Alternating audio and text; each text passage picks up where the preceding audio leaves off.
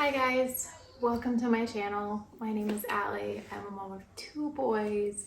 I live in Louisiana with my husband and I am so passionate about everything to do with birth, labor, pregnancy, delivery, all the things. Today I wanted to make a video about my midwifery experience and how it compared to my OB experience. I've had both. I had one baby in the hospital with epidural, and I had another baby at home without an epidural. I was in midwifery care with my second child, and I was in OB care with my first, so I have a really good idea what both of those worlds are like, and I wanted to share that with you.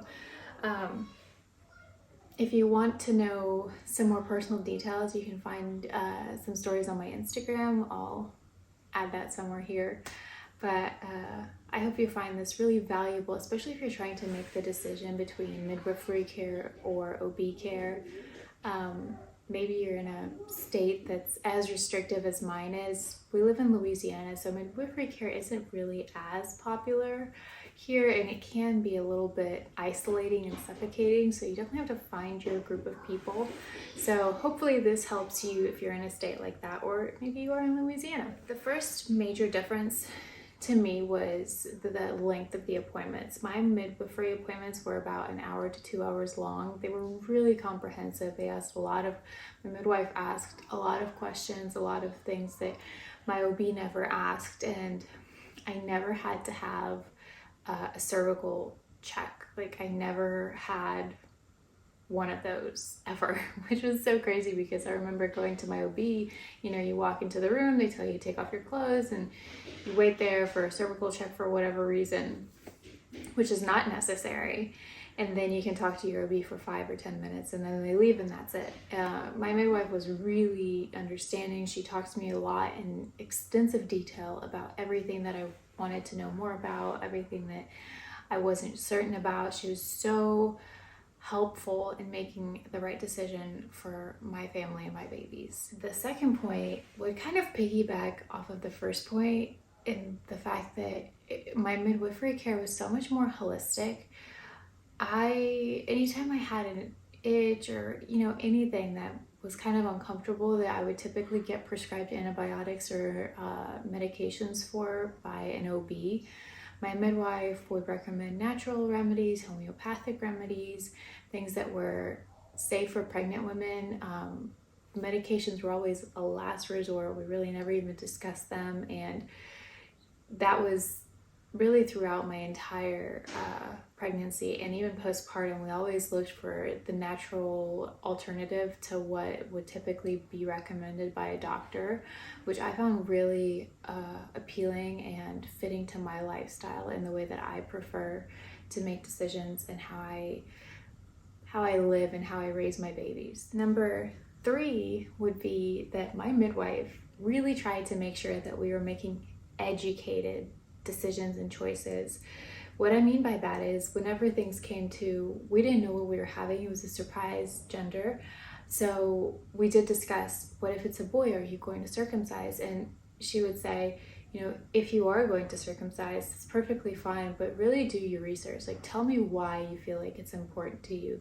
Because a lot of times we make decisions that we think we've really evaluated when we haven't spent a lot of time thinking about it, and that was the way that she went about everything. So any question pertaining to myself or my baby or the decision that I wanted to make, she would ask, why do you feel that way? Are you really educated on it? Just to make sure that the choices that we were making were really rooted in knowledge. Whereas with my OB, I felt like because the appointments were so rushed, we never really had the time to talk about things, and a lot of the things that I discussed with my midwife never even came up in my OB appointments. Like, do I need to do a gestational diabetes test? How I want to do the gestational diabetes test. There's many different ways you could go about it.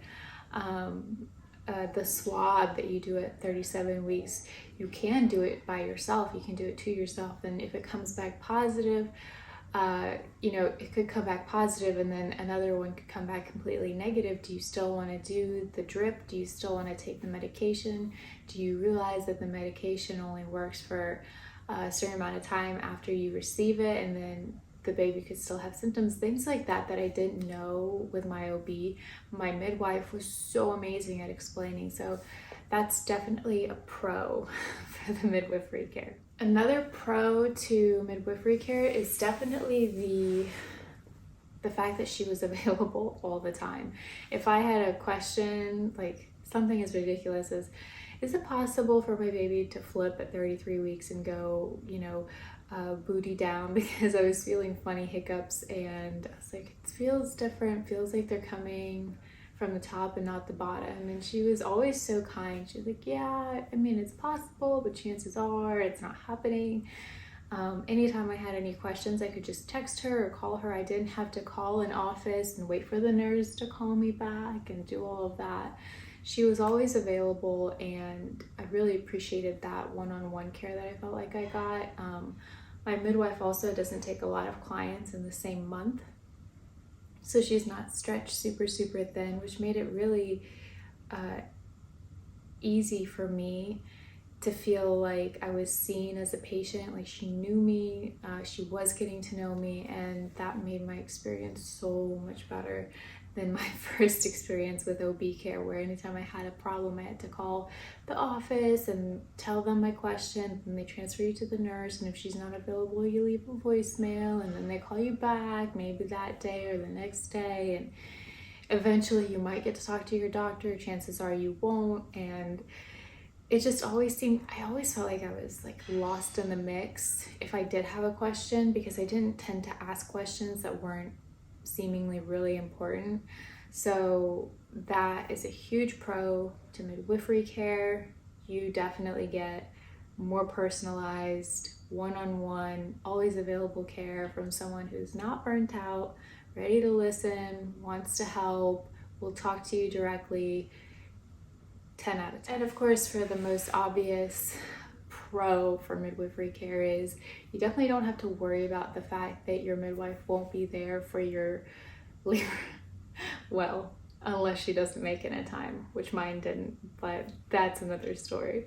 My midwife did come to my birth a few minutes late. She was 20 minutes after, but she still came, and that's one of the best things. When you're done, when you're in labor, you get to labor at home. You don't have to worry about leaving for the hospital because your midwife is coming to you. She usually will have a team. She'll at least have an assistant. Usually there's another midwife that comes. I had my doula with me. She was the biggest 10 out of 10 asset because she was in charge of filming. So thanks to her, we actually have some footage from my second birth. And the midwife comes to you, which is amazing.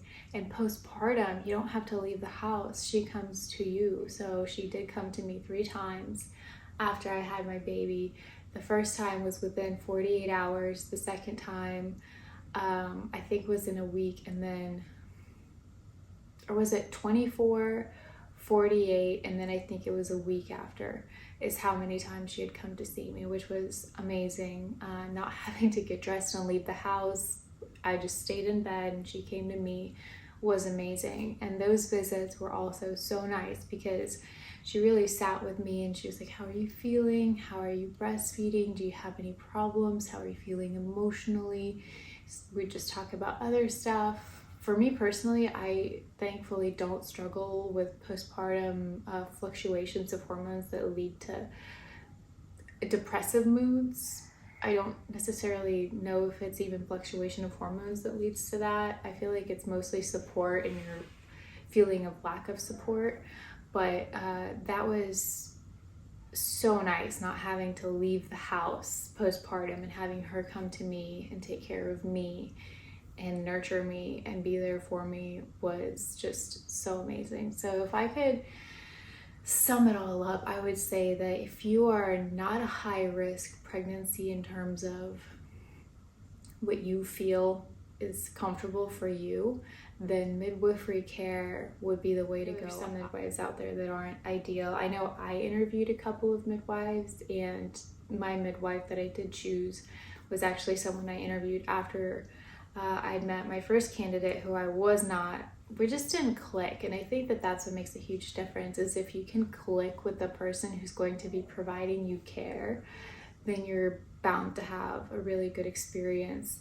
If I would have chosen the first woman that I interviewed, I don't think I would have had such a pleasurable time, just because she's a very harsh person, and sometimes people get they get along with people like that really well. I'm more soft-spoken, so I wanted someone who was a little bit more tender, and my midwife was a little bit more tender, and her assistant was just the sweetest person. I adore them to bits. I honestly want to have another baby so I can just spend time with them, because they were so great. So I highly recommend midwifery care. If you're interested in it and you feel called to and drawn to a more holistic approach to your pregnancy, your labor, and the birth of your child, and your postpartum care, I would definitely give it a look.